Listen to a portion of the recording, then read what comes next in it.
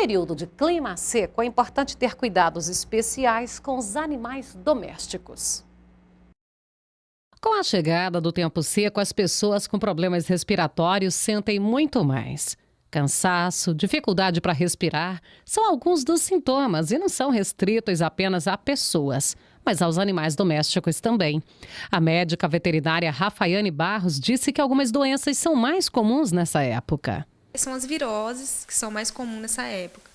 E normalmente a parvovirose e a sinomose, que tem muitos casos de dar pneumonia em animais domésticos. O dono do animal deve ficar atento aos sintomas que podem indicar que o sistema respiratório não vai bem. Normalmente dá tosse, os olhos começam a remelar muito.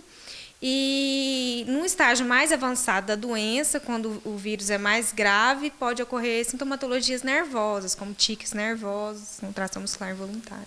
Tem uma doença que a gente chama de tosse dos canis, que é também muito frequente nessa época do ano. O melhor para se fazer é prevenir através de vacinação. Agasalhar o animal bem, pôr ele dormir num canto mais aconchegante, mais quentinho, roupinhas mesmo, principalmente para animais de pelos curtos. Em casos mais graves, o animal precisa fazer inalação com máscara de oxigênio e soro fisiológico.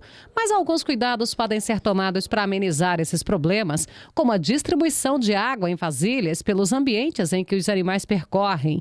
Algumas raças, como Pug, Boxer e Bulldog, por causa do focinho curto, são as que mais sofrem. A vacinação contra a gripe e demais doenças, tanto canina quanto felina, deve estar em dia. A vacinação para cães, ela começa a ser feita aos 45 dias de idade, e daí você tem que fazer 3 a 4 doses. E anualmente você tem que fazer o reforço, todos os anos tem que fazer o reforço da vacinação. E para gatos começa aos 2 meses, faz 3 doses e também anual, tem que fazer reforço anual. Para toda a vida. O uso de umidificadores também é uma alternativa. O dono do animal deve evitar caminhadas em horários e dias mais quentes e com umidade muito baixa. Nesta época, aumentam as crises de asma nos gatos, que devem ser mantidos por mais tempo dentro de casa e, de preferência, em ambientes bem ventilados. Da mesma forma que crianças e idosos exigem cuidados especiais, os bichos sofrem as consequências respiratórias do clima seco. Então, se você quer manter a saúde, o bem-estar do seu bichinho, é melhor cuidar e contribuir com a saúde dele.